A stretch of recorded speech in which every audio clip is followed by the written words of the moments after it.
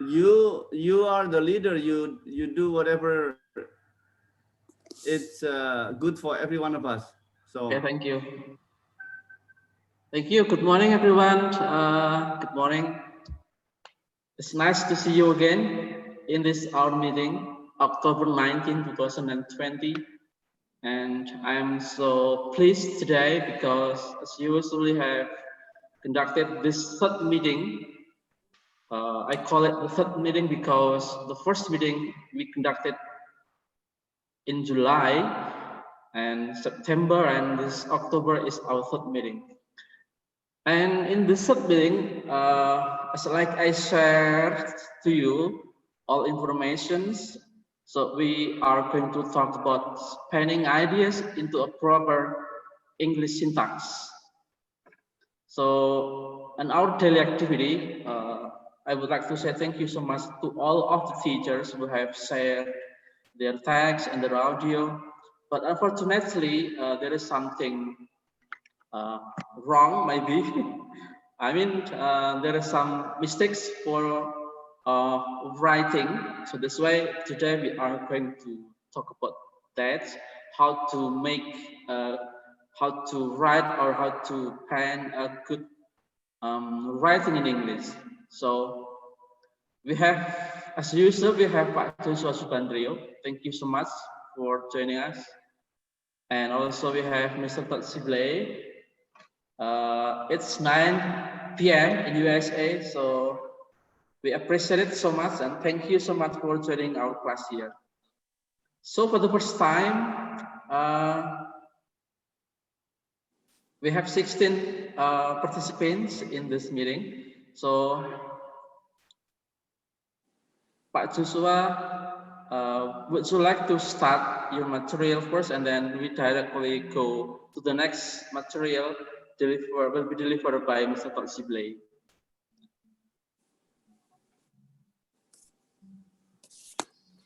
good morning, everyone. Assalamualaikum warahmatullahi wabarakatuh. Thank you so much for the opportunity to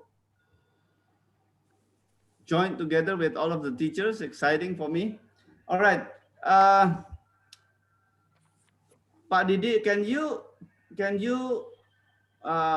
what do you call it? Present your screen on the wall? Yeah. Your PowerPoint? Yes, I have prepared this PowerPoint taken from YouTube conference given by. Let me share the PowerPoint. Still in process.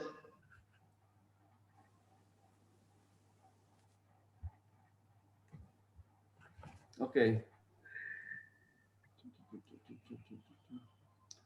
Wait a minute. It's still opening the file.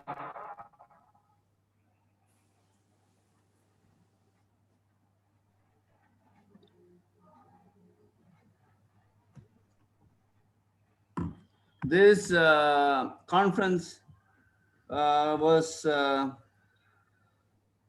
conducted by Yukiko Nakayama, a professor at Tokyo University.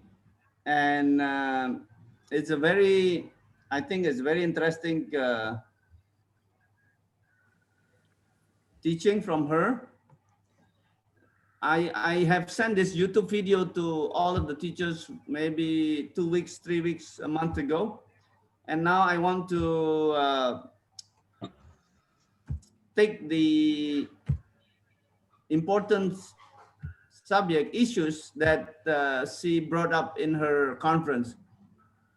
Next slide, Pak Didi. Okay. All right.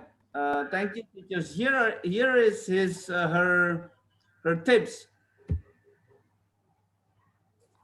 If you watch the video, you can tell that she was struggling at the beginning in her English, just like all of us as the non-native English speaker. And then she finally become very fluent, very good in her English. Can I have Pak Sabto read the tips of simple English, please?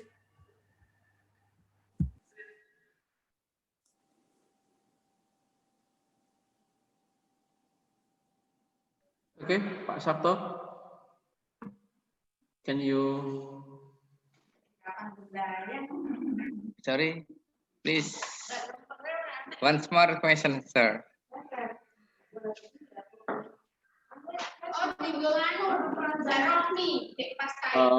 Pak Jo asked you to read the tips of simple English. You read it. You read the sentence. I mean.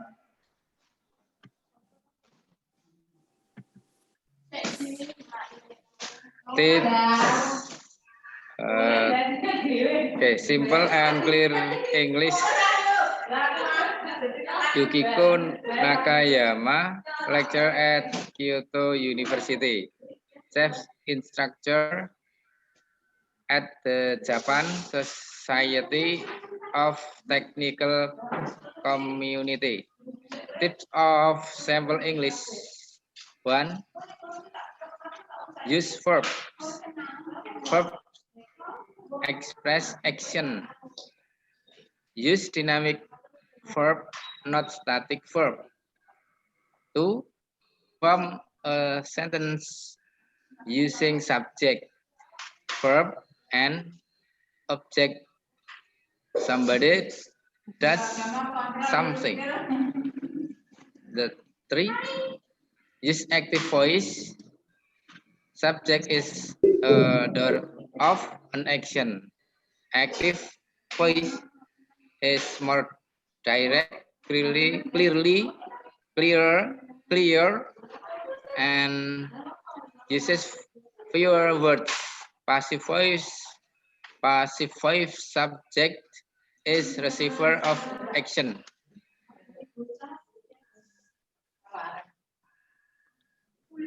Thank you, Pak Sabto, for helping us to read this part. So that's what she asked us. Use verbs, dynamic verbs, form sentence using subject, verb, and objects.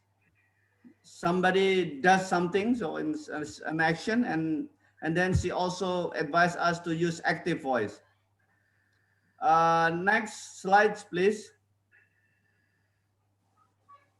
Let me see. Can I ask Ibu Novida to read?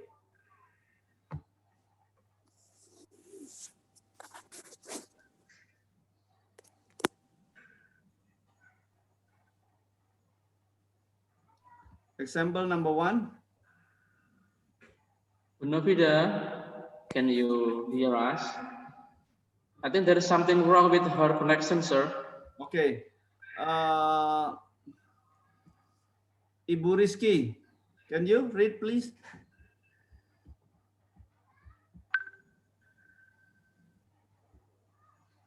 Ibu Rizky? No, the computer shows Rizky Mintari. Okay, Bu Rizky Mintari. Okay. Can you read example number 1?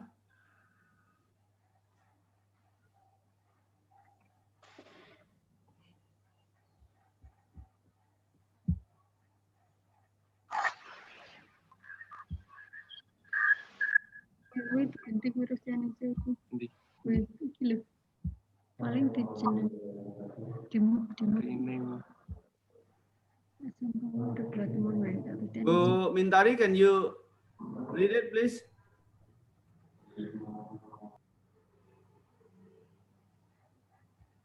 Is she having trouble with her audio?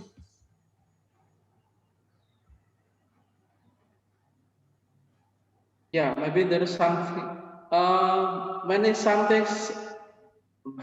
Okay. Ibu Hero, can you read it, please?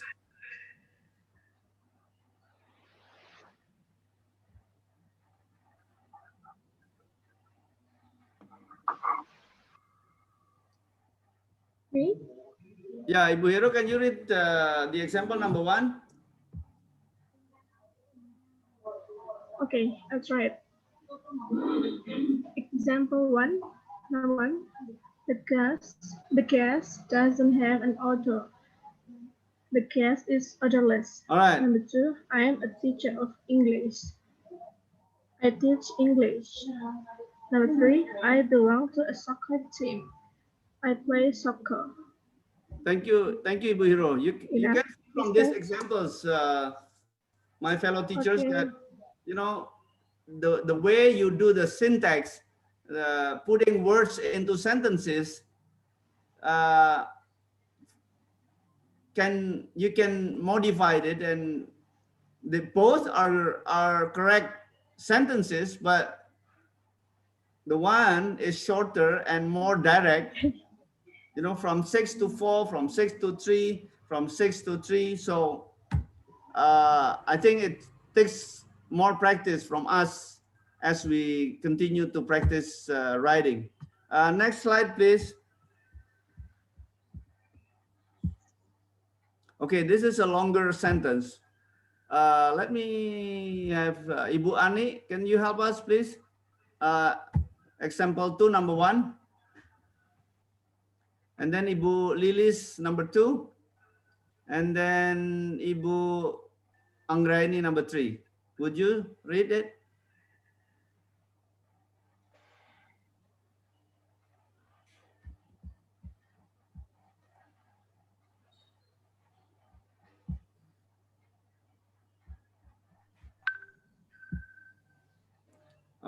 If Ibu Ani has a problem, Pak Habib, can you help?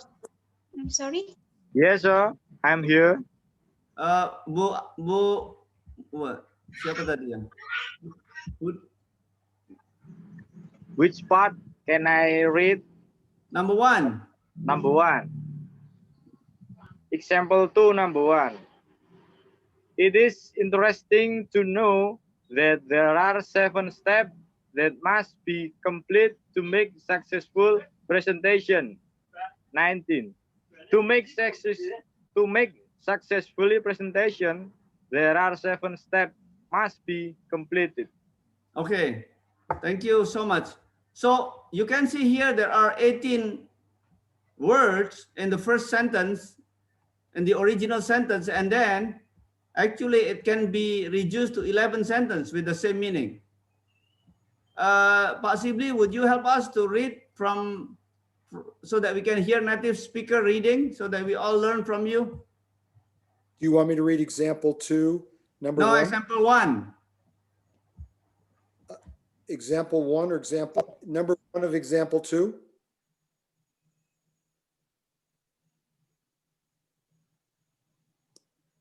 Pak Subandriyo.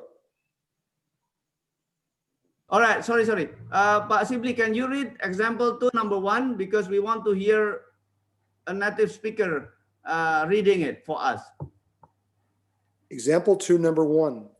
It is interesting to know that there are 7 steps that must be completed to make successful presentation. By the way, that's not correct English. It should say, it is interesting to know that there are 7 steps that must be completed to make a successful presentation. There'd be 19 words if you had to make a successful presentation. And then the shorter version of the same thing says, to make a successful presentation, there are 7 steps that must be completed. Okay. So that would be correct English. So the first one had 19 really, and the second one should have 13. But the second one is definitely shorter. Okay. Thank you, Pak Sibley. This was written by a Japanese, and then when we hear from a native speaker, the sentence slightly different to be really correct from the native speaker point of view. So we are lucky to have Pak Sibley because we are having a native speaker as our resource.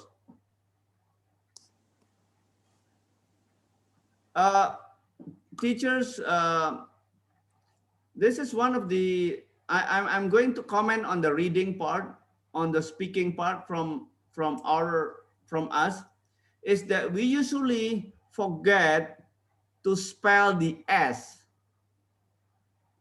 For example, like steps. 7 steps. You know, many of us forget to spell the S when we read something or we say something. So please pay attention on that. All right. Example 2, number 2. Who's gonna be reading this?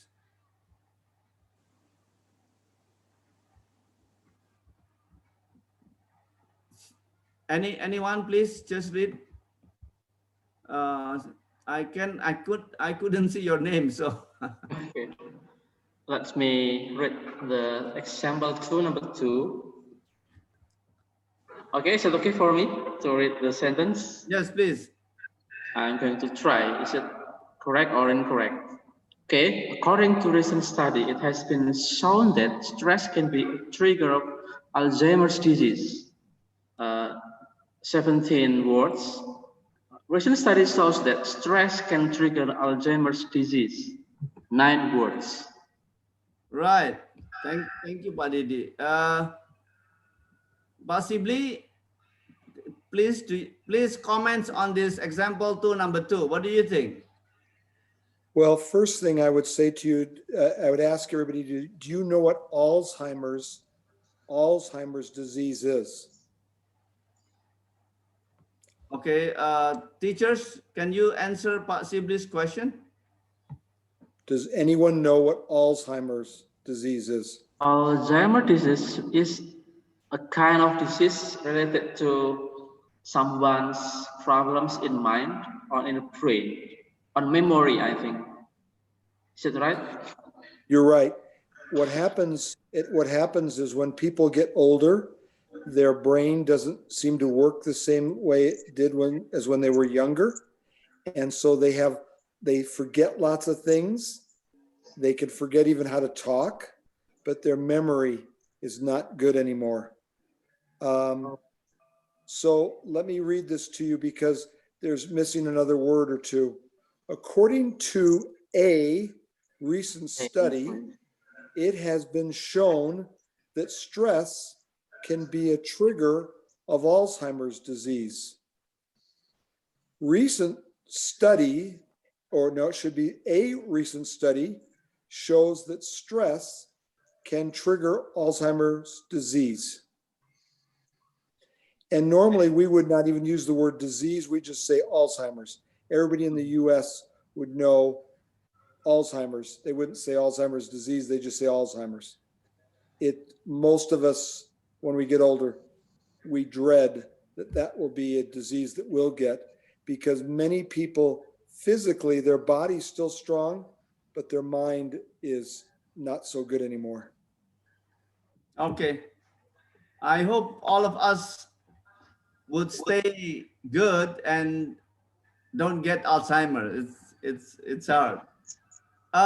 Possibly, what is the difference between Alzheimer's and dementia? Dementia is an early stage of Alzheimer's.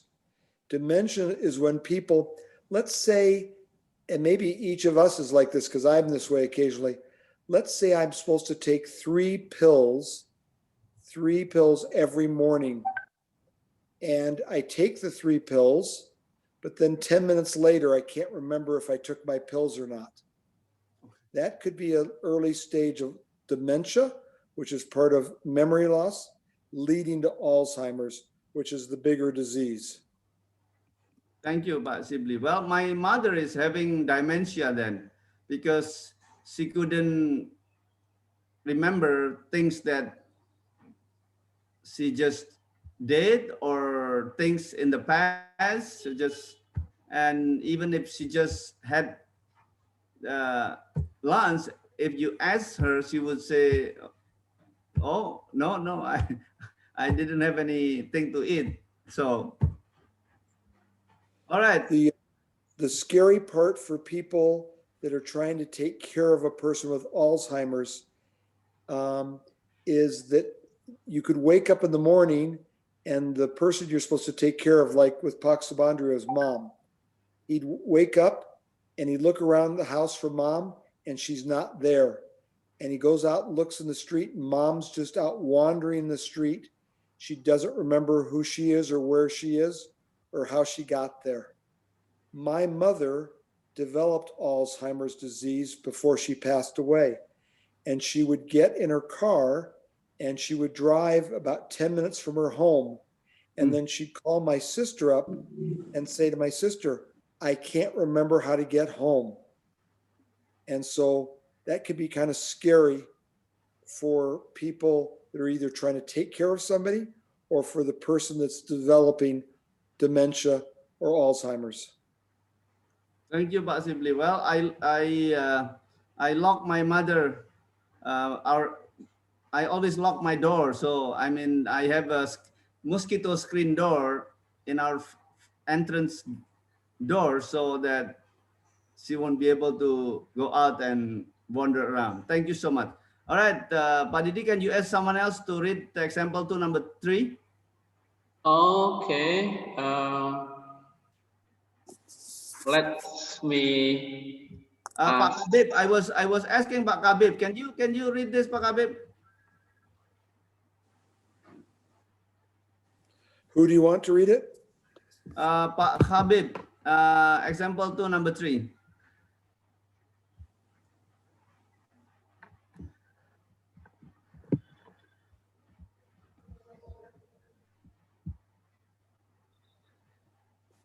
Pak Habib, can you read it, please?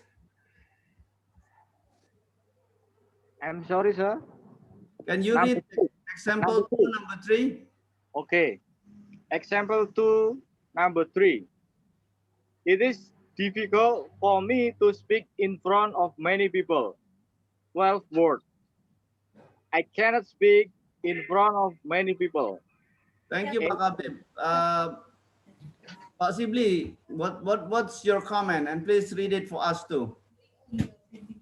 Example 2, number 3. It is difficult for me to speak in front of many people. I can't speak in front of many people. My comment is, the two sentences aren't the same. The second sentence, I can't speak, makes it sound like I don't know what to say. The first sentence says, I'm kind of scared. It is difficult for me. The second one says, I can't speak. The two sentences are very different, but they kind of talk about the same thing, but we would think those are two different meanings. Okay, it is difficult for me to speak in front of many people. I mean, how many of us are afraid to talk in front of large groups? A lot of us. So And then- possibly can we change the second word to be I'm scared to speak Yes, in front of many people? That's probably more it is. okay. That'd be much better. I All am right, thank afraid. you. I am afraid to speak in front of many people. What is the difference between I'm afraid and I'm scared? None. Same thing. Okay. Means, All right. means the Thank same. you. Next, Pak Didi. All right. Would you ask others to read it? Example number 3, number 1. Okay. Who will read the example 3, number 1?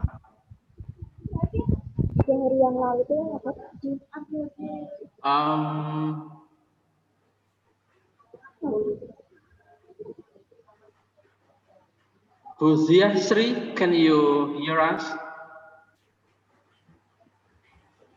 Buzia, can you read example 3, number 1?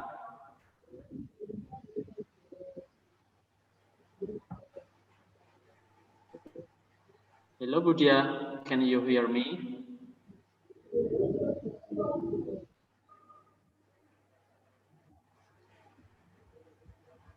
I'm so sorry, Pak Joshua. There are something wrong connection with our friend's signals. Ibu Rini, maybe we can have Okay, Ibu Rini. Bu Rini just appeared. Bu Rini, would you like to read example 3, number 1? I mean, you read the sentence.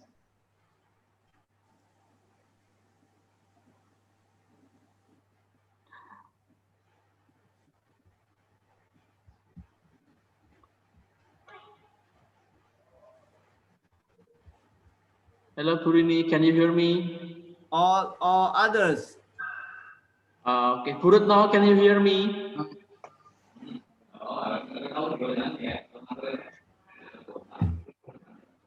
Purini, can you hear me?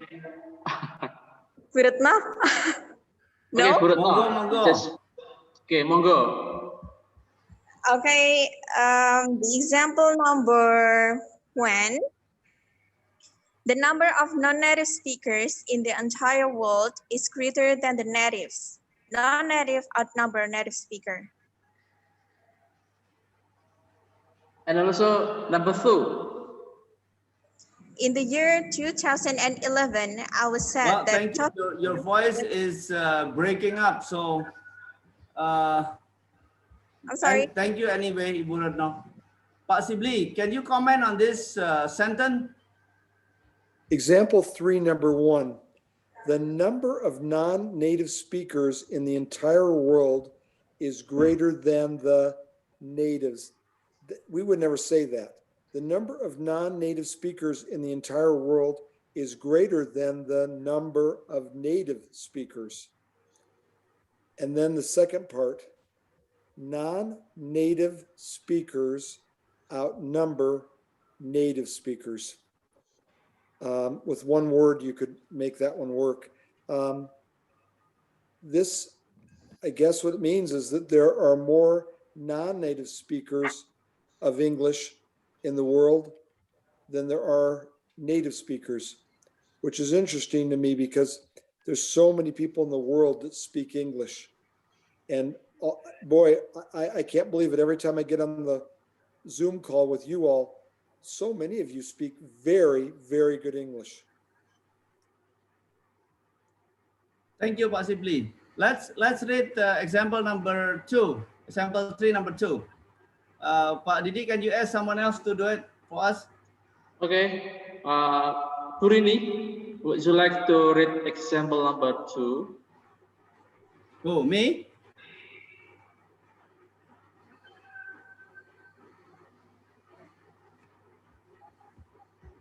Are you asking me, Pak Didi? No, I asked Purini to read Okay, Burini. example number 2.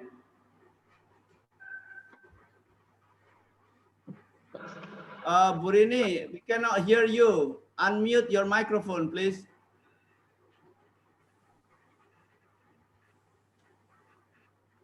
Okay, we have Budeta actually. Budeta, can you read? Can you hear me? Budeta, can you read example number 2? Yes, I hear you. Okay, I will read number 2. In the year 2011, I was said that Tohoku was hit by the great earthquake. In 2011, the great earthquake hit Tohoku. Yeah. Okay. For the spelling, yeah. Yeah, the earthquake, the spelling is not correct. Sorry. Spelling earthquake. Yeah. Yeah. All right. Thank you, Ibu. Pak Sibley, any comments on this sentence, please?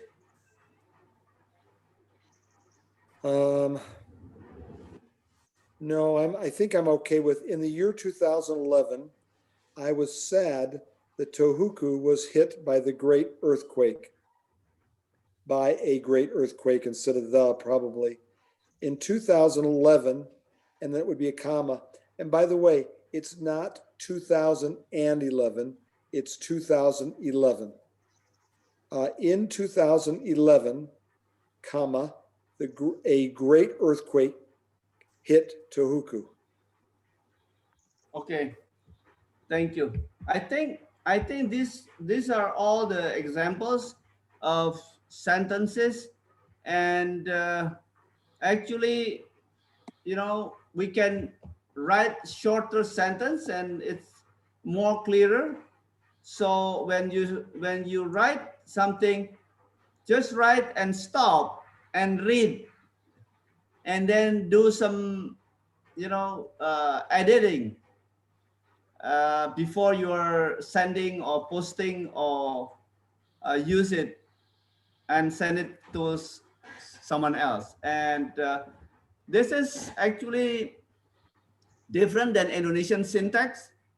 You know, Indonesian tend to write long words, you know, and a lot of Indonesian, what do you call it, phrases are not used in English. For example, when we write letters, we say, sebelum dan sesudahnya kami ucapkan terima kasih. In English, you know, Pak Sibley, in Indonesian, when we close a letter, we usually say, before and after, we like to thank you. You know, that kind of phrase is not known in English. We always, you know, when you close a letter, you'll just say thank you. So, and that we need to be familiar with English syntax and English phrases that is not known by our Indonesian syntax or Indonesian phrases.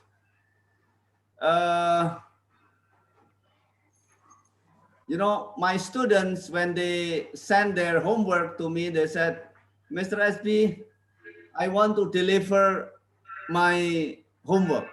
Well, in Indonesian, yes, you can say that, saya mengirimkan PR saya. But that's not how English is supposed to be written. Mr. SB, I like to submit my homework. So how, possibly, maybe you can help us how we can be familiar with English phrases so that we can adjust the way we write, the way we speak, more towards English instead of more towards our own dialect, our own language. Any inputs on that?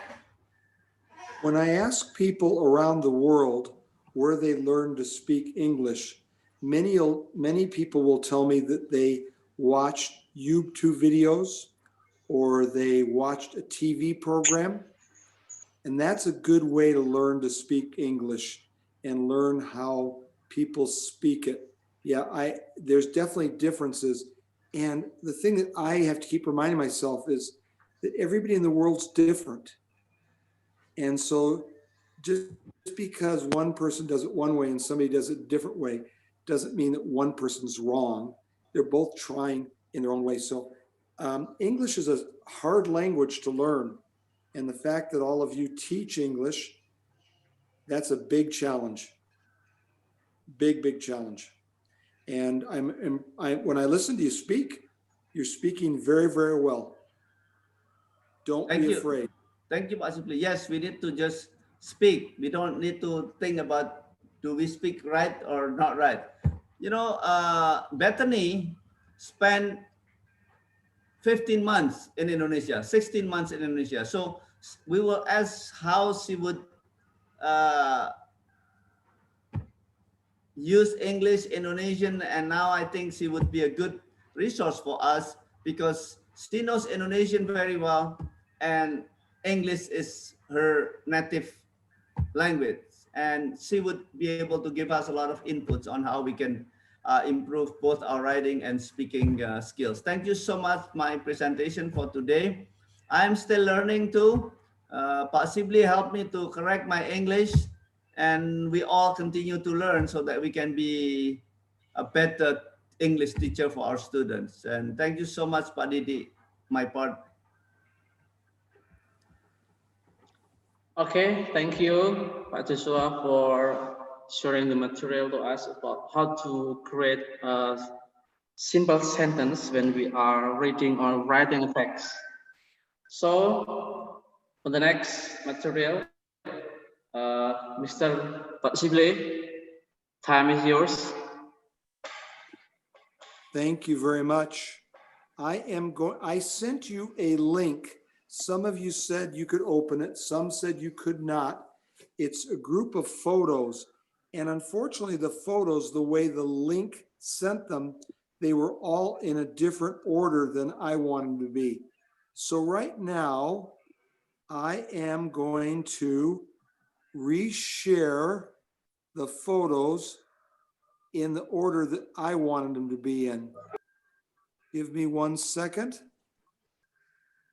Yeah. And I share my screen. Hold on, I gotta highlight them all. Oops. Just 1 second.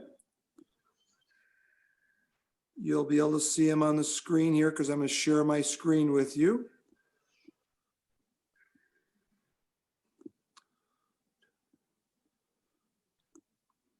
Zoom doesn't make this very easy for some reason, but I'm gonna get them there for you. Come on. Oh, let's see. Come on. Come on, Bear. There we go. And there's that. Okay, done. Now, can you see my screen? Does it have writing on it? Yeah. I can Okay. read. I want to read the this pictures. poem. I want to read this poem to you. This is written by Robert Frost. Robert Frost was a very well-known author in the United States, and many of his poems are still remembered by people here in the United States and also by people in England, which is where he sent a group of his poems to Great Britain. This poem I memorized when I was very young. Two roads diverged in a wood, and I took the one less traveled by, and that has made all the difference. Let me explain to you, you know what? Let me see if some of you understand. What does this mean? Because I memorized this when I was very young. Does anybody have any idea what that means? I need to find the meaning of diverge. Diverge means two roads going, or two paths going two different directions. So let's say you came up to a spot and you could go to one way or the other way.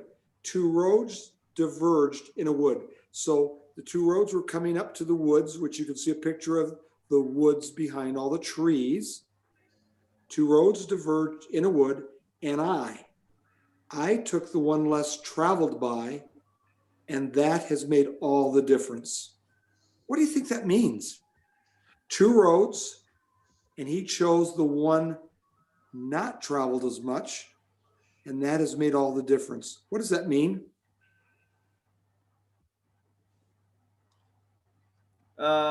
But simply, this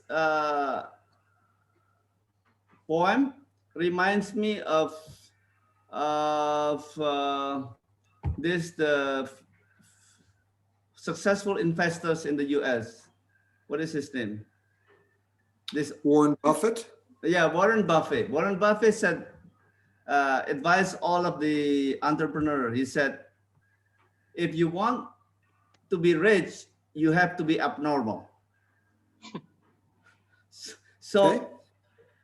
I think that's probably in line with what it says here. So don't do something that everyone else is doing. Just do differently. Then you will be successful. You can make more money by doing something different, which is, I think, is true. Thank you. Okay, thank you. Anybody else want to comment about Robert Frost's poem?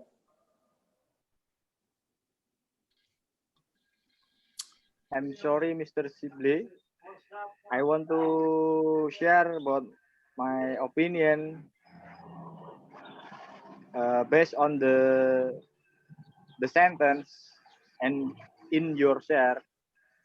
I think that in the world there are two things, and for example, woman and man, and then good and bad, and then fast and slow. Everyone can choose one, just one. So when I choose one, it is actually different with others. I think this is my opinion, personally. Thank you. Thank you for sharing that. Anybody else?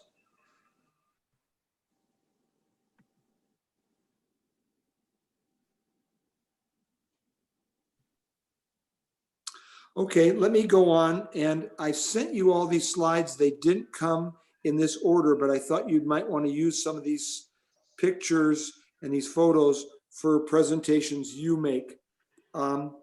There's a picture of the author. His name is Robert Frost, and there's a photo of him. And then the next is a little biography about Robert Lee Frost. It tells you the date he was born and the date he died. And he said, I don't think I need to read it all to you, but he was an American poet.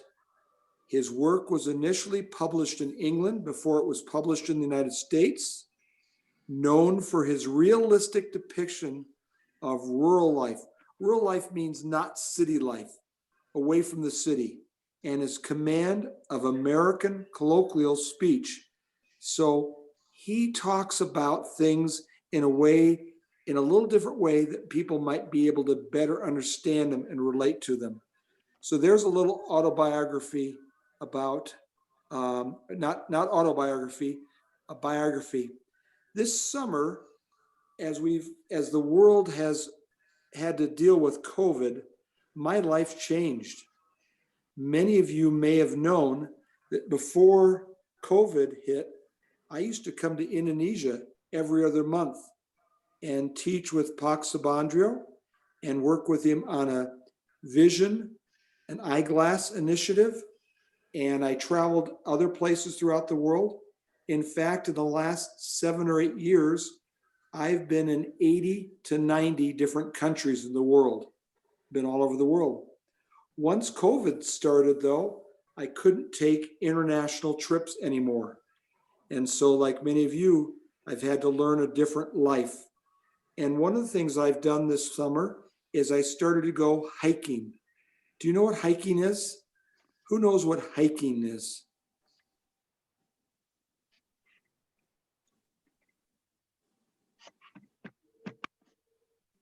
What is hiking?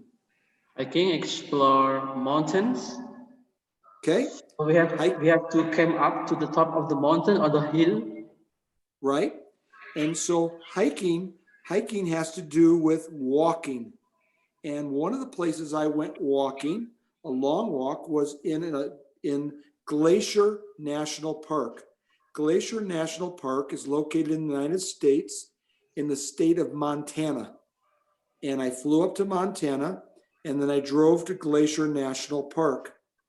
Glacier National Park is beautiful. And I've included some pictures. These are photos I took while I was hiking in the mountains in Glacier National Park. Here's the panorama. There's me. There's me wearing my mask because of COVID. And there's me with my hat and my sunglasses. And you can see a mountain in the background. One of the places I hiked to while I was in Glacier Park was called Hidden Lake. You could not see the lake from when you started on the path to get there. And you had to climb a big hill and lots of stairs to get up where you could see Hidden Lake. Other places I hiked around Glacier Park, you can see these. There's another picture of Hidden Lake and another picture of some mountains. What's that white stuff by the mountains? Come on, you Indonesians. What's the white stuff there by the mountains?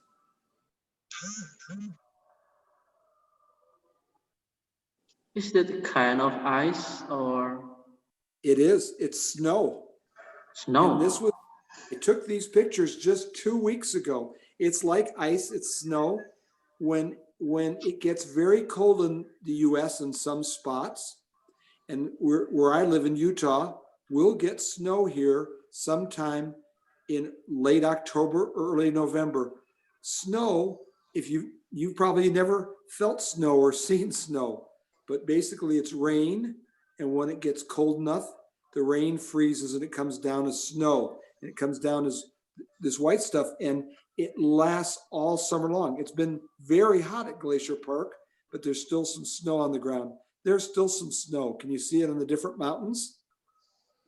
There's just some pictures of some mountains. I have a reason I'm showing you these mountains, by the way. Look at this drive. I took this picture from my car. Look at the beautiful leaves in Montana at Glacier Park as the seasons change from summer to fall, the leaves change colors. And so all summer long, these leaves would be green. And as it gets into fall, they start to change yellow and red and purple. And in a few weeks, all the leaves will fall off the trees and there won't be any leaves on these trees again until the spring, April or May of next year. Look at the beautiful leaves with the beautiful mountains. Now, the reason I wanted to show you this is because when I go hiking, there are usually paths or trails that I can take on the hike. And this is one of the paths that I went on, or one of the trails to get up to a lake called Avalanche Lake. You can see the path is only a few feet wide, as we would say in the US. You all would say maybe a meter wide, and it's windy and it's climbing, it's going uphill. Here's another path. Look how easily it is to see which way you're supposed to go. But this is another picture I took of a path, a trail at Glacier Park, and it's not as easy to tell where you're supposed to go. And this is off to one side. Look at all the trees. And look on the other side. You can't even see through the trees. The trees are so thick or dense, as we would say. And here's another trail. This one path said Trail of the Cedars. And these trees that you saw here, these are all called cedar trees. And so the path, the Trail of the Cedars, went through the cedar trees. Another path I went on wasn't surrounded by trees. It was this path that went up the mountainside, and it was kind of a dirt path, a long dirt path that was very steep and hard to climb. You can see the beautiful mountains in the background. Look at the people going on the path.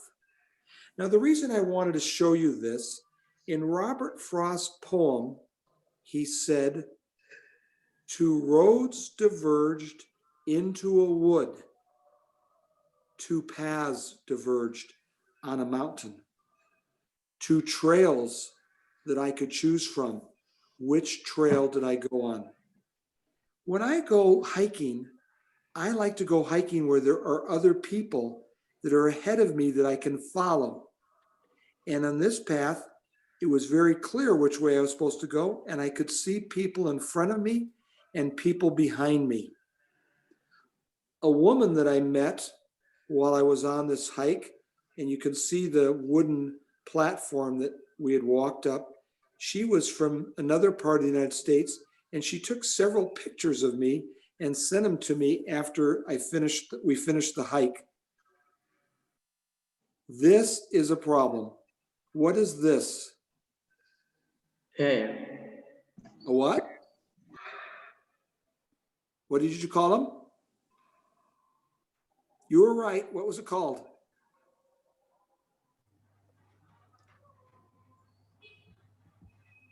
Subandriyo, what's that called? Bear. It's called a bear. And this bear is a brown bear. This bear is a grizzly bear. Both a brown bear and grizzly bears are very, very dangerous to humans. They like to eat humans.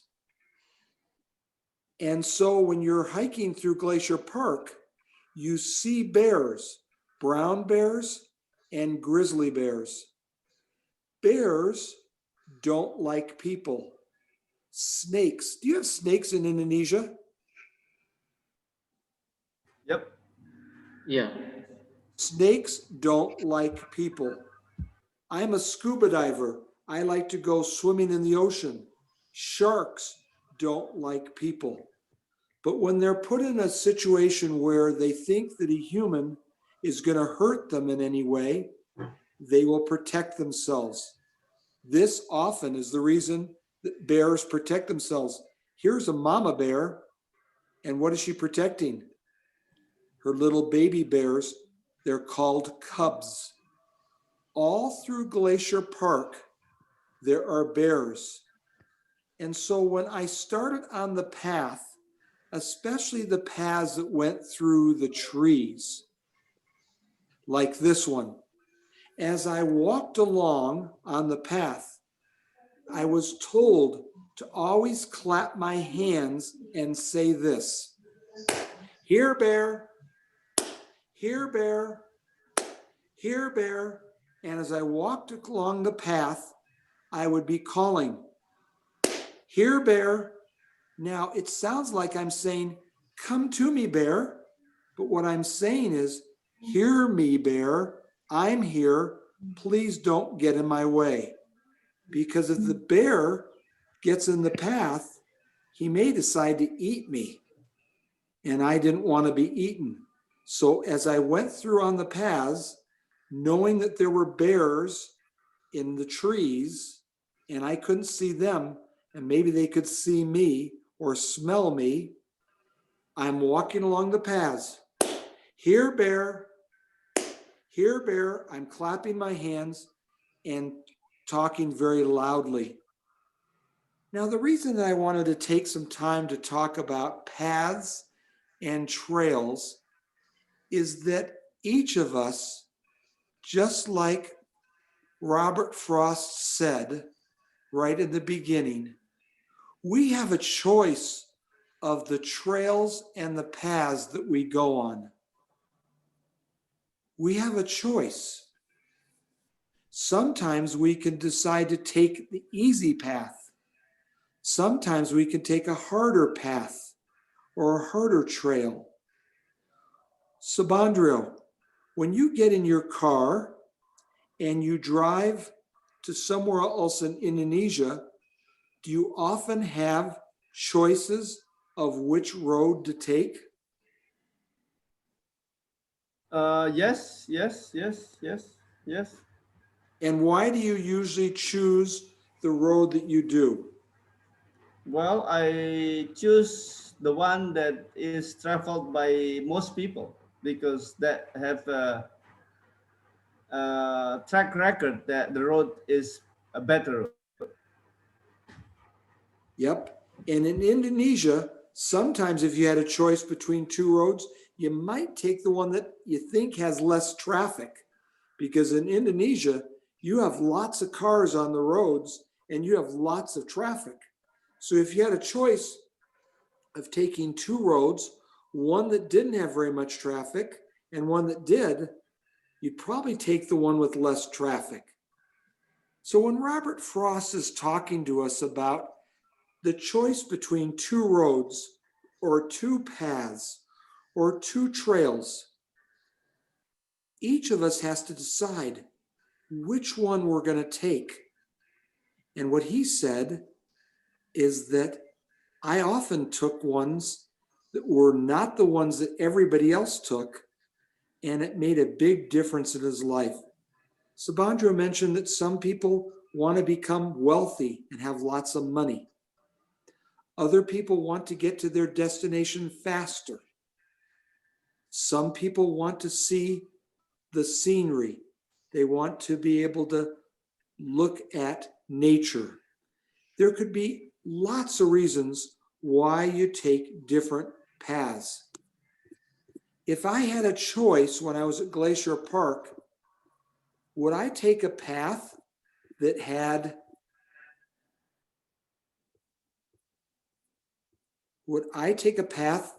these on them? Nope. I try to avoid that path. And so each of us in our lives needs to ask ourselves, are we taking and are we choosing the right paths for us? Can you use some of these pictures and some of the things that we've talked about? Can you use them as you teach others to speak English and as you help your students grow and develop into adults? Subandriyo, do you want to add anything to this? And if Bethany's on, she could also add anything if she'd like to this presentation about paths and trails and roads. Well, I never hiked in the US, so luckily never saw a bear. So I was a Boy Scout when I was young, so we hiked quite a bit in Semeru Mountain. It's east of Solo, and we camp in the mountain and so forth. So it was fun to hike and camp in the mountain. Did you ever get lost in the mountains? Nope, we travel. We took the road where most people walk, so we are okay. Yeah, good. Yeah. Has anybody else done much hiking or walking? Come on. I don't like hiking. What's that? I don't like hiking. You do. Or you do or you don't? You do like hiking or you don't like hiking? I don't like hiking. I understand. I like riding motorcycle. So everywhere I always ride motorcycle. Here in Indonesia. Yeah. So in Indonesia, and I've been to Indonesia many times, you could walk, you could take a motorcycle or a motor scooter, you could take a bus, you could take a car, and every time you go a different way, you're going to see and experience different things. Subandriyo told you a few times ago when he introduced you to me and me to you, said that when I stay in Jakarta, I've taken a Gojek from the hotel to the Hard Rock Cafe. And when I ride on the back of the Gojek, it's fun. It's scary for me. You all in Indonesia are used to riding on motor scooters and on Gojeks. I haven't ever done that before I came to Indonesia. Very fun. Subandriyo, anything else you want to add to the presentation?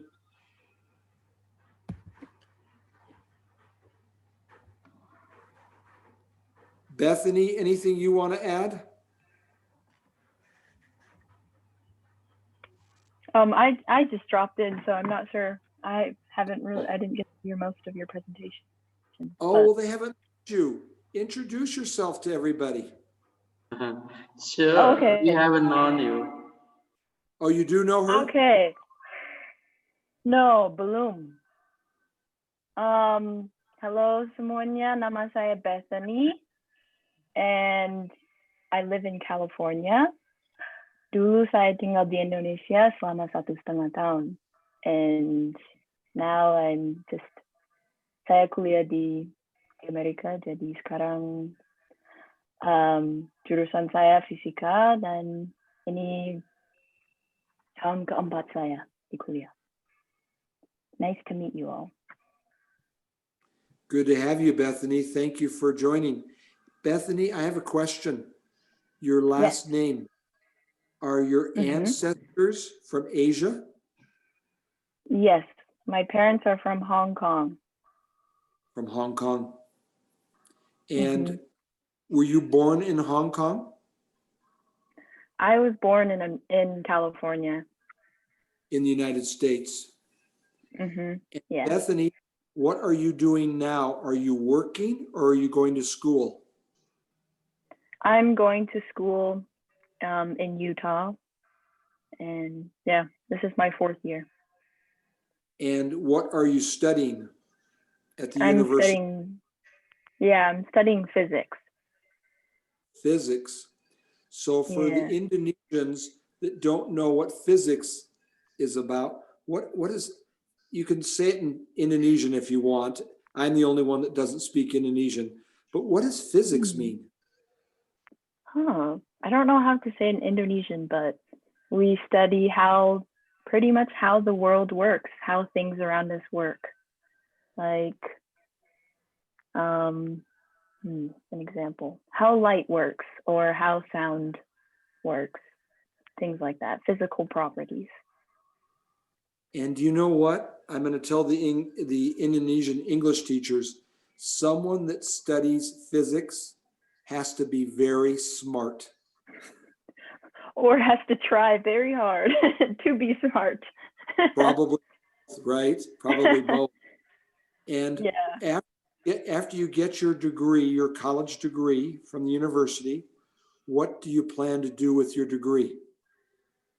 I hope I can attend graduate school, but I'm still thinking about what I want to do. Okay. Yeah. Indonesian English teachers, do you have questions you'd like to ask Bethany?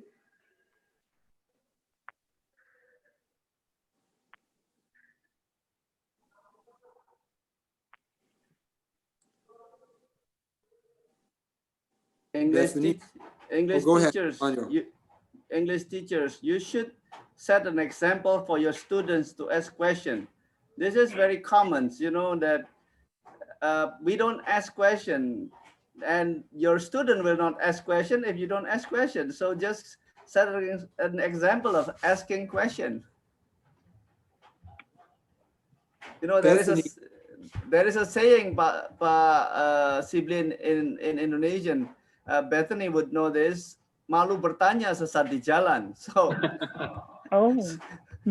betul. Have you heard that, Bethany, when you were here? Belum. Oh, I'm sorry. That's a good quote. Malu bertanya, malu bertanya sesat di jalan, and English teachers, you have to ask questions because otherwise your student won't ask questions. That's what happened in Indonesian student. So when I teach, I force my students to ask questions. Bethany, Bethany, how old are you? I'm 21, turning 22 in 1 month. Almost 22 years old. And are you married or are you single? I'm single. Okay. And after you get your degree, have you been offered any jobs yet? Not yet. But I hope that I will be later on once I make more connections with people. Great. Come on, English teachers, ask Bethany a question. Okay, Bethany, let me ask you a question. Will you go to Indonesia as your forefathers come from? Yeah, my family comes from Hong Kong, but my grandparents were born in Indonesia, actually. So when is your last travel to Indonesia? I came home from Indonesia 1 year ago. Okay. I mean, which is part of Indonesia that you come in? I lived in many places. First, I lived in Surabaya, and then I moved to Medan, and then to Semarang, and then to Solo. Terus pulang ke Amerika. Oh, okay, I see. Bethany, how did you learn? Bethany, how did you learn to speak? How did you learn how to speak Indonesian? With practice. I had many fabulous teachers, and I only learned for 6 weeks, and then we had to go out and learn from the people that I talked to. Most of the time, I I asked people on the streets how to say things, or I listened to them and then maybe wrote down notes so that I could remember the grammar and the vocabulary. Mostly just practice. Do you also speak Cantonese? I do. With your parents from Hong Kong, I think you'd speak Cantonese. So beside you speak English, you speak Indonesian, you speak Cantonese, any other languages? A little bit of Mandarin. Okay. Just a little. And of those languages, which one do you think is the hardest to learn? Cantonese. I'm still learning Cantonese. Well, Bethany also speaks a little bit of Jawa, so any teachers, very little. teachers from Jakarta, you can speak Jawa with Bethany if you're having trouble of speaking English. So.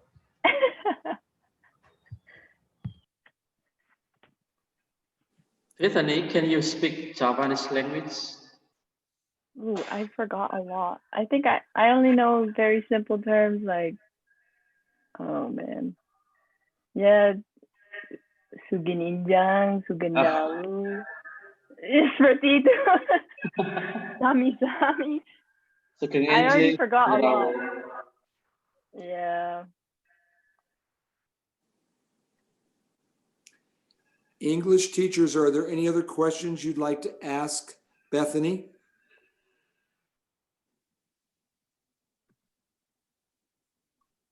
So if not, so that we can have our time efficiently, we will turn the time to Pak Didi, and then I think Bethany will be presenting her PowerPoint to us, and then we can learn from her. Okay. Yeah, thank you so much, Pak Sibley, for sharing the materials. And the next material will be delivered by Bethany Wu. I'm wrong spelling your name. So, yeah, thank you. Please use the time to share the material you want to share to us here. So we will understand what you said. Okay.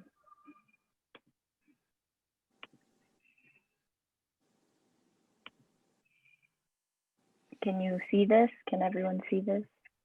Yeah, we can see that. Okay. So today I only picked two tips that I think are very important when while you're learning English. Number one is to keep it simple. So I say this because I think it's very important to learn how to speak simply first before you learn more complicated vocab, or before you learn how to, just say things a little bit more complicatedly. So just number one, keep it simple.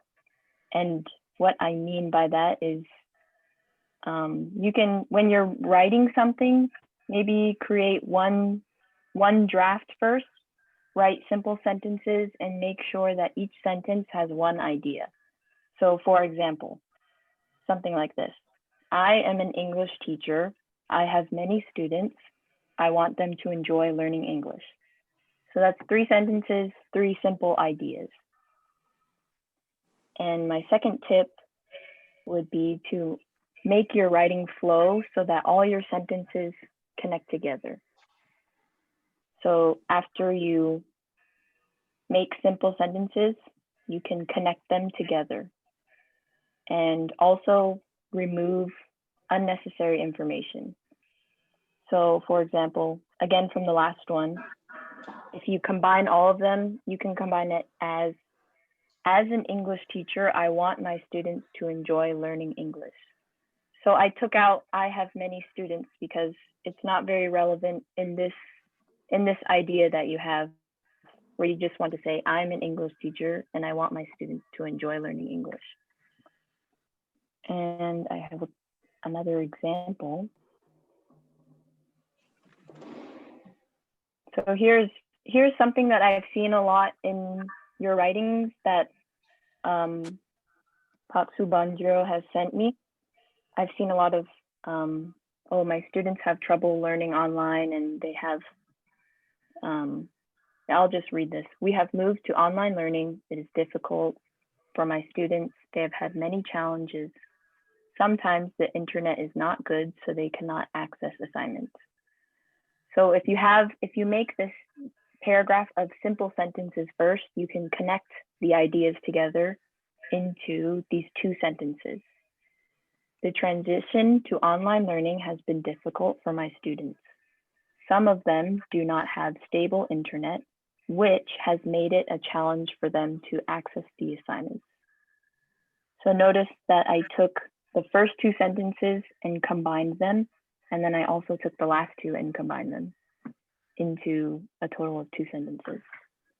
And I think writing English in this way will help you to learn how to connect ideas and to learn how to maybe write more simply so that you can really work on your grammar and the flow of your writing.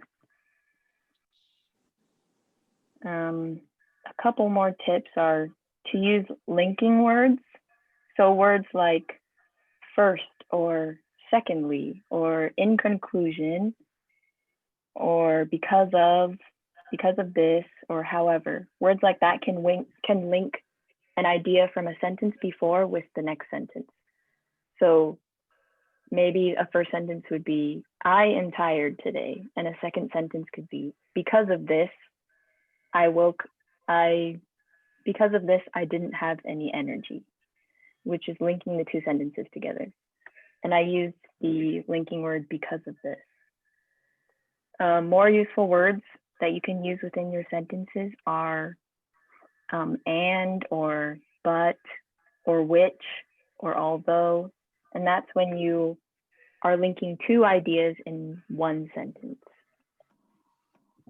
And I think that is all I have. Does anybody have any questions? Or do you want me to go back so you can look at a slide?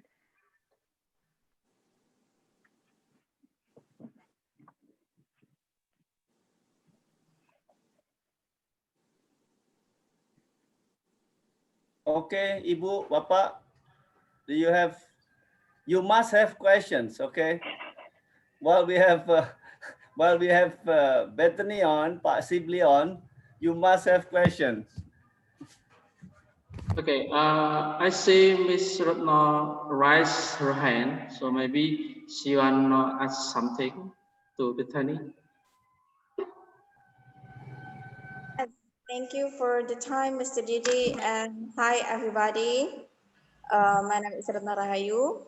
Good morning, Mr. Todd Sibley, Mr. Subandriyo, and Bethany. Thank you so much for the presentation. First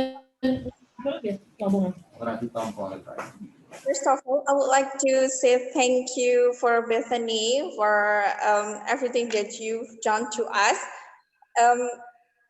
Thank you for giving us the corrected version of our daily storytelling that usually maybe Mr. Subandriyo sent to you and then you sent the corrected version of that. Thank you so much. You're so very kind. And I want to ask about, you are a very language genius because you can speak so many languages.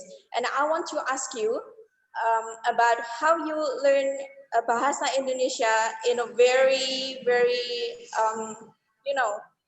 it's not for long you to understand the Indonesia in Bahasa Indonesia. So I want to ask you how to learn Indonesia so very fast.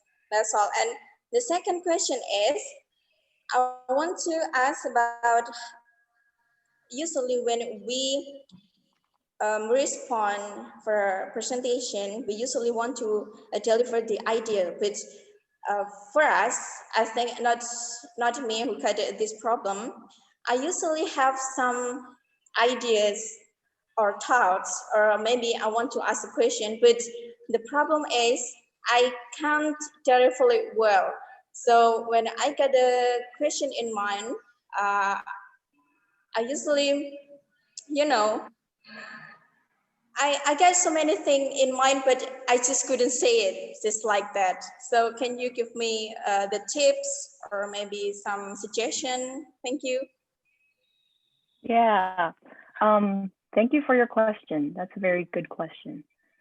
How I learned Indonesian quickly was just by using it as much as I could and asking people around me for help. Because before I moved to Indonesia, we only had a short amount of time to learn the language, and we were learning in America, so I couldn't talk to Indonesians. But when I moved to Indonesia, I started to talk to people on the streets and ask them if I say something wrong, can they correct me? Or if what I said made sense to them. And I had a lot of times when I was also like you and I didn't know how to ask a question in Indonesian. So I was pretty sangat bingung and I was like, I don't know what to do. But I just tried anyways, and I asked them, I kept going, and they soon enough understood. And I think if you practice your English and keep trying, although it may be very hard and you're scared that people don't understand you, we will definitely, I think English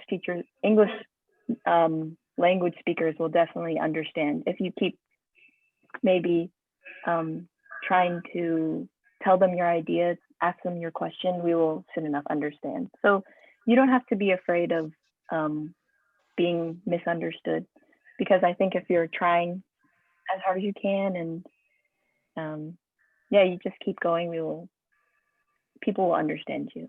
Did that answer your question? Yeah, thank you so much. And maybe it's out of topic. You said that you've been in Solo. What places you visited in Solo? Oh, what place did I lived in, where did I live? I lived in the Banjarsari Jebres area. Oh, yeah, I see. Actually, I also graduated from there. My university was in Solo, so I thought that you early that time. Maybe I rode my bike past you, I don't know. Yeah, thank you, Bethany, for answering my question. Good luck for your studying physics right there. Thank you so much. Yeah, bye-bye. Okay, thank you. Okay, another questions from the teachers.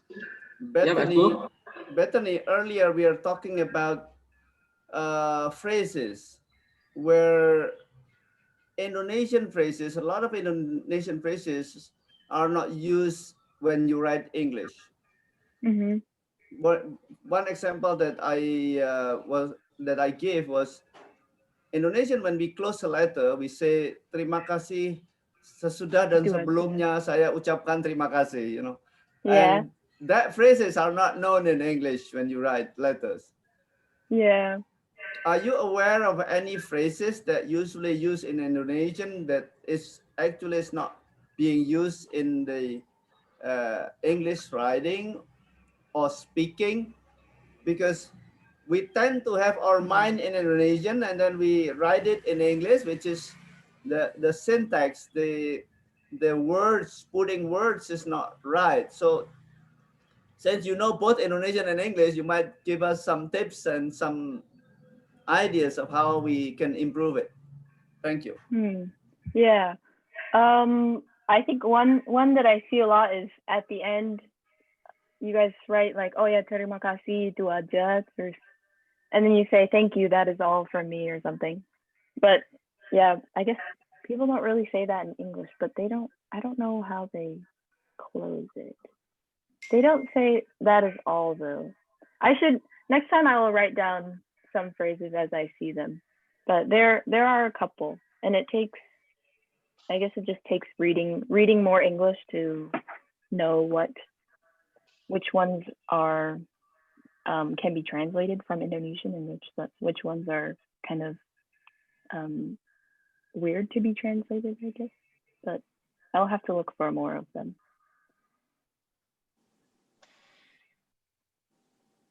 English teachers, you know, as I now I'm taking my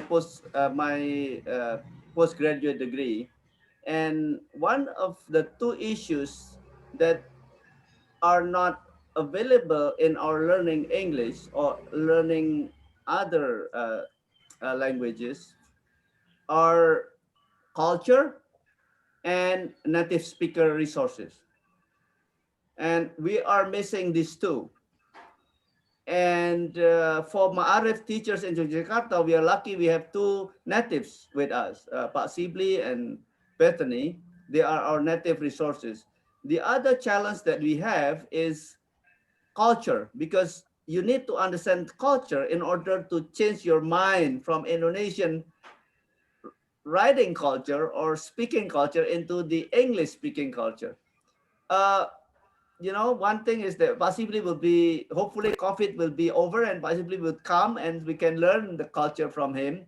But is there anything that we can learn culture uh, other than living in the US or in England or in other English speaking countries? We are still living in Indonesia, but we can learn English culture so that we can have a better idea culturally.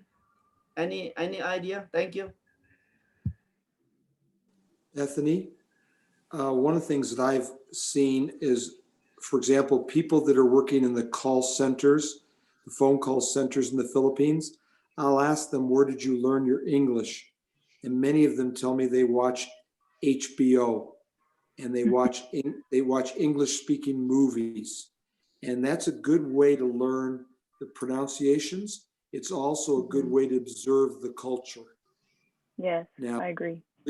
Please don't, when you look at some of these shows, be careful that you don't think that all Americans or all English speakers are like you see. So if you're seeing a movie that has people shooting each other with guns, that's not common.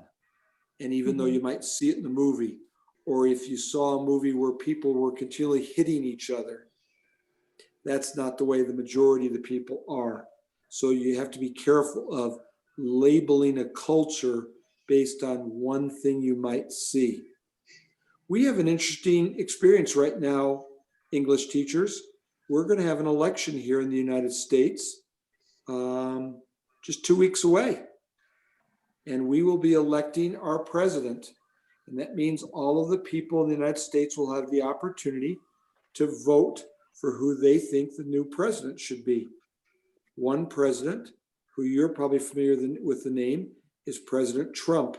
And President Trump has been in as the president of the United States for the last 3+ years. He serves for 4 years, and he would like to be the president again for 4 more years. And then there is a person that used to be a vice president a few years ago that's running to be the president also. And everybody in the United States will have an opportunity to vote. And the person with the most votes generally wins the election. And I say generally because there's one other little system that's in place that was put in place by what we call our founding fathers, the people that wrote the Constitution of the United States back in the 1700s. And so there's a couple of things that go into the election process. But people right now, our whole country is very involved in this election. And Bethany will tell you from where she is and where I am, when you watch television, every other thing you see on television is an advertisement for somebody that's running to be elected. Isn't that right, Bethany? Yep, correct. It's one after another. Subandriyo. Okay, thank you. I want to go back to the cultural things because I think we need to learn culture. You know, not all of the teachers have access to foreign movie, for example. Okay. I want to ask you teachers, what would you do that is available in your area, available in your hands, available in your technology, that you can learn culture? I just want to get the teacher so that we can have something that we can do to learn cultures. Would you give your opinion, your what are you going to do to learn culture? You know, HBO, you don't have the movie, you don't have the pay movie, but is there other things that you would do to learn the culture? Because you know that's something that we need to do. Thank you, Pak Didi. Maybe please explore these ideas with all the other teachers. Okay, thank you, Pak Jo. Actually, we don't have any resources to study about culture. In Indonesia, we just see the culture of foreign countries like United States of America or UK just from the movie. So we know about the culture from just from the movie, and lately, absolutely, we know from YouTube maybe, because we can search everything about culture from the YouTube. And I think that's we do with our student at school. So this way, we never explore culture directly from native speaker like Mr. Sibley or Bethany. So we just explore the culture from the internet, especially from YouTube and the movie we watch from the television in Indonesia. This might be from my opinion.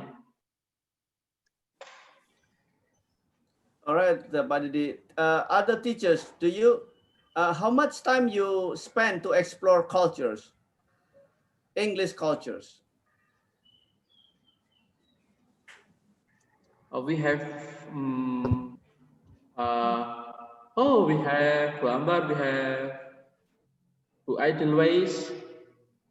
Okay, Mr. Joshua, Bu Edelweiss ever visited Thailand to teach students there? So can you explain about your experience about culture in the country you visited? Okay, I've been to Thailand for 2 years. I think start from 2017 to 2019, I stayed there. And I stayed there for working as an English teacher in Islamic school. And there, you know, in Thailand have a, you know, like different culture because have many foreigners to visit there. And then I have experience because my student also from another country, like from Syria, Iraq, or I have from Russian also. And then some of my Russian students show me how to do the gym. And then that was in academic what's that? Academic day there in my school. In my previous school. And then my Russian student showed me how to do the gym. And then, you know, Russian have like a very athletic, what's that? Elastic body to do the gym. And then that's how we learn some culture. And then from another culture, they show us about their own, their own gown, their own dress. The traditional dress from their country. Like me try to wear traditional Thai clothes, I think. I'm not sure, but some teachers friends there from Thailand say that this is like traditional clothes from Thailand, but from South Thailand, they say like that. And then I tried to learn how to speak Thai, how to cook Thai food, how to, but it's only a little bit. I'm not really sure that I can adapt many things from Thai. Okay, thank you, Pak Edelweiss, for Yes. sharing experience. That's we have Pak Jo, so we don't explore culture from other country, except we just explore from YouTube. It's from my experience because I never visit uh, abroad, so that's my opinion about how to explore culture. All right, thank you, Pak Didi. I think you know, we have technology in there now that we can explore culture, because that is very crucial as we learn how to speak, how to write English, which is not our culture, learning the other cultures. I like to suggest the other thing. Now, currently, when I have an article, I send it to Bethany, and then she would review it. Bethany, will that be okay if we put you in our WhatsApp group so that you can have that story right away instead of me sending it to you? Is that okay with you? Sure, that would be fine with me. Good. So we have direct access to Bethany now. Thank you so much. Well, just a little story of how I know Bethany. When she came, what was it? March 2018? Yes, March 2018. She came to Indonesia the first time, March 2018. I met her at the airport. I picked her up. She didn't speak that much Indonesian. Apa kabar? And well, thank you so much. And you know, I'm very happy, Bethany, for your willingness. I know you're very, very busy with all your school tests and so forth, but still willing to, you know, review all the stories and record your voices so that we can learn from you. I don't know if this is too much to ask you, Bethany. When we listen to the teacher's recording, some of the pronunciation need to be corrected. I don't know if they listen to your recording and recognize the improvement they need to make on their pronunciation. But is it possible when you listen and then you tell us, here are some pronunciation that needs to be corrected? In addition to listening to your complete recording, maybe we need to have you say, okay, when you pronounce true, here, you know, I hear the Indonesian have a hard time pronouncing th. True. Some of them say toad, and some of them say whatever. But those things we need to learn from native speaker how to pronounce correctly. Because, you know, if we cannot pronounce correctly, our students will not be able to pronounce correctly, and we mess up the whole generation. And I think we don't want to do that. So is that okay, Bethany? Yeah, that will be easy. I can just add it onto the last part of the recording, words that can be improved, the pronunciation. Matur nuwun sangat, Bethany. Sami. Teachers, anything you want to ask? We have Pak Sibley there. We have Bethany, our two valuable resources. And you know what? We got those resources for free. Yeah. Wait a sec. We didn't know we were doing this for free. Bethany, you and I need to talk. Well, we say in Japanese. I don't know if you know this term in Japanese, Bethany, when you're here.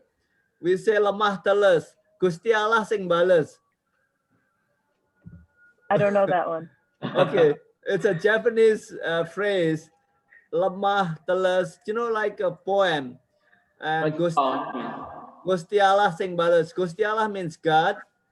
Sing balas will is compensate you. So we always say God will compensate you. We don't compensate you. It's God compensate you. I believe that. I agree. Okay, okay. Okay, Pak Ju. All right, thank you. Actually, we are here, all our English teachers don't have good pronunciation. So that's why we are not native speaker of teachers of English. So Bethany, do you have any suggestion to us how to do to have good pronunciations? It's like you do in United States of America because you are not a native American, but you stay there. Yeah.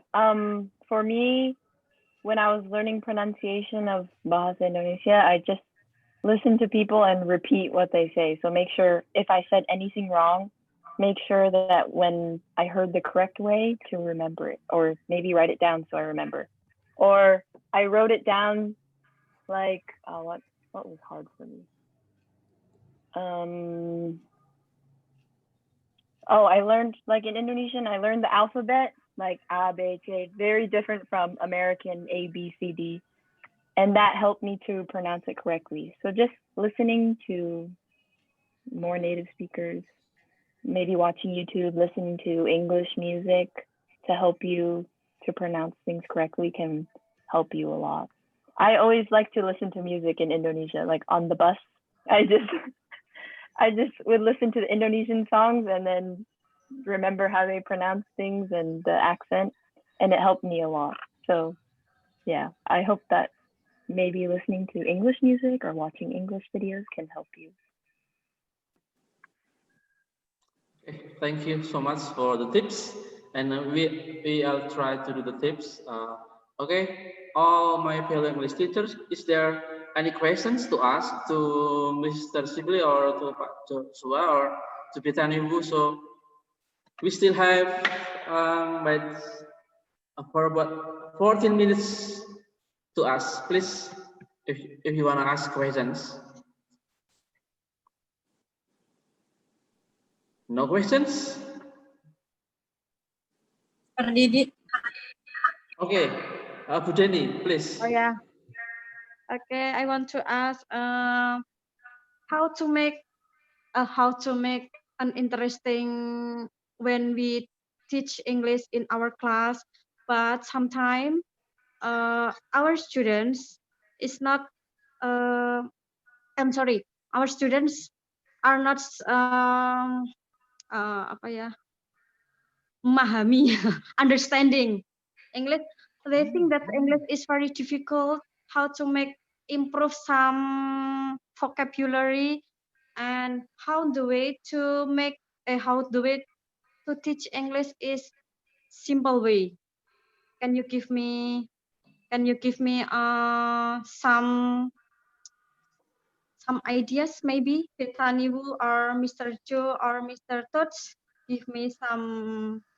Okay, Ibu Denny, thank you so much. I'm also like you. I'm an English teacher. I'm getting familiar with the curriculum, English curriculum. You know what? Oh yeah. You know what? The curriculum has too much for our students. Oh, the Too curriculum. much. Oh, yeah. You the know, curriculum it's about the text, but I feel the difficult how to when we teach in grammar, maybe in structure. Okay. Yes. When we use reading text, it is I think it's difficult to understanding for the students. Yeah, I know. Here is what I want to suggest, Pak Didi. You know, we need to understand when we teach English to our students, what is our target? What is our target? Because we are not just teaching curriculum, we want to achieve a target. If the target is help them to speak English, in a Yes, simple that's way, true. then Yes. don't follow the curriculum. Just simplify the Sometimes I think that, yeah, curriculum, and yeah. then to hit your target. Because if you Mm. follow the curriculum, the student will graduate and they know nothing. They cannot speak, they cannot Mm. write. Yes. They better learn a little bit, do it again and again and again, so that they have confidence to speak, rather than teaching the whole curriculum and don't know anything. So Mm. I think that's what I like to suggest. You need to understand what you want to achieve Yes. on your student, Mm. I and just then want my. Mm-mm. develop your teaching from towards your goal. That's what I think. But Didio, other teachers can give your opinion. Okay, I think that's I have some goals maybe. I just want my students uh simple the simple way they should speak English. I don't any target about the curriculum. But sometimes pokoknya siswa itu harus bisa berbahasa Inggris whatever they want. So do it. Saya Do it. simple target. You know, Yes. Minister Nadim already told Yes. all of us, Mm. Merdeka Belajar, Mm. the freedom of learning. So you teachers have the freedom of learning how to get your target among your students. Because if you teach so much, they don't understand, they just forget it. They don't like it. Mm. But the administration of the teacher is make me difficult how to write some laporan about that. Well, But sometimes, yeah, that but formality, Mbak sometimes, Didi. sometimes I make a mengarang indah about the administration. But it is difficult for the teachers when we have some ideas to teach the students how to make they enjoy and they English is fun in the class, how to make interesting in English, but it is difficult to me, especially for my students. Maybe some teacher have the same with me, some problems in the class. Yeah, I think what Mrs. Dennis said are our problems also, because we are teaching English. So this way we conduct this program. It means that all English teacher will inspire it to the students. So actually, language is about habitual. Don't imagine your student understand about language if we never practice with them. Is that correct, Mr. Subandriyo? Yeah. Yep. Maybe, yeah. Imagine babies learning to speak. They never speak. They never. So, Pa Didi, Ibu Denny was mentioning about the formalities of how to formalities to report your teaching and so forth. And then on the other hand, in the field, you are facing a reality where students don't know anything if you follow the whole curriculum package. So I don't know how you're gonna solve it, because for me, I'm a teacher. I'm very independent. I don't report to anybody. So I just teach with my target that in one semester, my student can speak and write English according to their field of study. But many of you are connected to bureaucracy with all the reporting and so forth. But at the same time, you need to hit your target of your students. So you figure it out, not me. Okay, okay, Pak Subandriyo, that's good tips. Okay, anybody else want to ask questions? We still have 7 minutes later, so please raise your hand if you wanna ask questions to our native speakers. We have Bu Tari. How are you? Can you hear me? Yes, I can hear you. So, is there any question to ask to Bethany Wu or to Pak Sibley about our topic today? I think we have the same problems in teaching when student doesn't have a lot of vocabulary, so they difficult to speak in speaking. They can speak. So, how about if we teacher ask them to we give example, then student reply and said okay for them.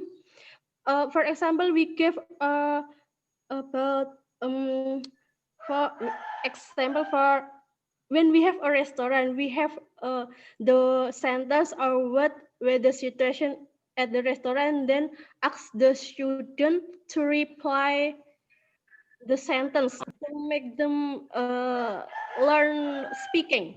Is it okay for them, or I think it's enough?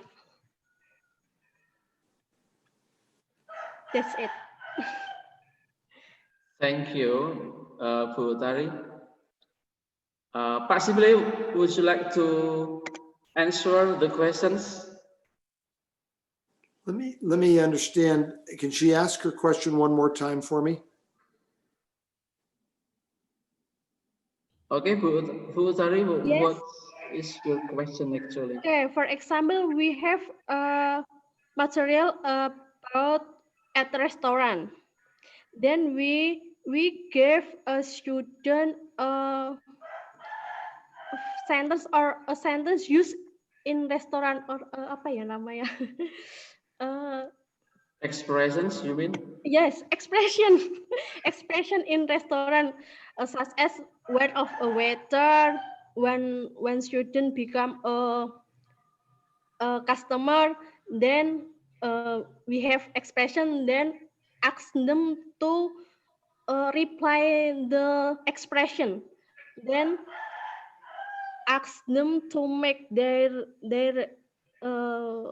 own sentence, but firstly we ask them reply, just reply the just apa ya, mengulang expression, reply the expression. Is it okay for them when learn English? Is it jadi mengulang reply sentence, is it No, not reply. Repeat. Repeat. yeah, repeat. Sorry, sir. Yes, repeat the expression. Is it okay for them? Because my student especially, is it difficult to make their own sentence? There, yes. So firstly, I ask them to repeat. Is it right for them to learn English? I think that's a great way to learn English. I think it's great for you to speak English, put a sentence on the board, you read it to them, and then ask them to read it back. And as different students, sometimes when I'm teaching with Pak Subandriyo, we ask all the students to read it together. But then you can't hear the couple of students that aren't reading and aren't being able to speak. And so it's good to do it as a group, have the whole group read together the same sentence after you've spoken it. But many times it's good to say, call on a student and say, would you repeat the sentence?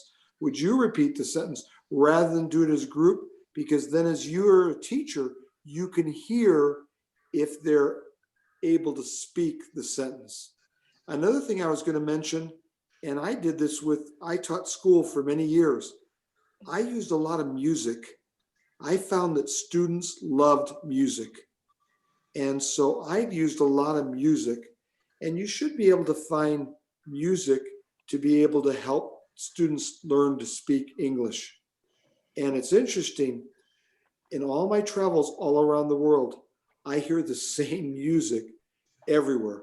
Oh yes, Indonesia, there's some unique music just for Indonesia. And in Japan, there's some unique music just for Japan. But you'll hear American or English music all over the world. And so some of you that are teaching high school age students, 15, 16, 17 years old, they love music. And music is a great way to help them learn to speak English. Don't be afraid to sing with them. Don't be afraid to put the music on. And don't be afraid to do songs where you sing one line and then they sing it back to you. Okay. Thank you. Do you agree with that, Bethany? Don't you think music's a good way? Yes, I was going to say the same thing. I think music is a great way to learn. It's a help, especially kids learn a new language. And I think a lot of Indonesian kids like English music, so maybe it'll help them be more excited to learn. But yes, I agree. And don't be afraid to let the students stand up. And if it's appropriate, don't be afraid to let them stand up and sing out loud. And sometimes you might even let them dance a little bit. I've seen some of the Indonesian students when I've been teaching with Pak Subandriyo, they like to dance and they like to sing and they like to be loud. And that's fun. And you want to make learning to speak English fun. Okay, thank you, Pak Sibley, for the explanations and the answer of the questions. And it is 12 a.m. exactly, so as we said before, our meeting is conducted from 10 a.m. to 12 p.m. So I think time is over. But before we close the meeting, so would you like to say something to our English teachers here? I mean, your closing statement about the meeting. We want to Bethany Wu to say closing statement before we close the class. I just say semangat belajar dan mengajar. I think you guys are doing great, and it's a very hard task to teach English. So I'm very impressed with all of you that are English teachers in Indonesia, and keep going, semangat. Thank you so much for the spirit you gave to me and to all the English teachers. Pak Subandriyo, please give your closing statement about the class and we will close the meeting. I want to read a quote for all of us. The future of the world is in your classrooms today. The future of the world is within our hands as teachers. Thank you. Yeah, simple quotes, but has good spirit. Okay, Pak Sibley, would you like to give your closing statement about the class and because the meeting? Thank you very much for letting me participate with you. Many of you are afraid to speak, but your English, when you do speak, is very good. And I think Bethany will tell you the same thing. We're very pleased with the way that you're speaking English. Don't be afraid. Just say it. And then one of us will help you, or one of your fellow teachers will help you. But don't be afraid to speak, because if you're afraid to speak, then guess what your students are going to be? They're going to be afraid to speak also. Just speak, sing, dance, make it fun, and let them have fun with you. Thank you so much. Have a great week. Okay, thank you so much, Mr. Sibley. Okay, everyone, this nice class meeting. Actually, you have many questions, but I think time is over. So if you still have many questions, so please ask your question and share it to our group, and our native speakers will answer the questions. Thank you so much, Bethany Wu, for joining us here, Pak Subandriyo, Pak Sibley, and everyone. Thank you so much. That's all our class, and have a nice great day for all of you all. Thank you so much. Have a good day. Good night. Bye, everyone. Bethany, Bye-bye. Pak Sibley, have a good sleep. Bye-bye. Thank you. Bye. Selamat siang. Selamat siang. Thank you. Terima kasih Yeah. kamu. Thank you so much. Okay, thank you so much, Bapak Ibu, for joining.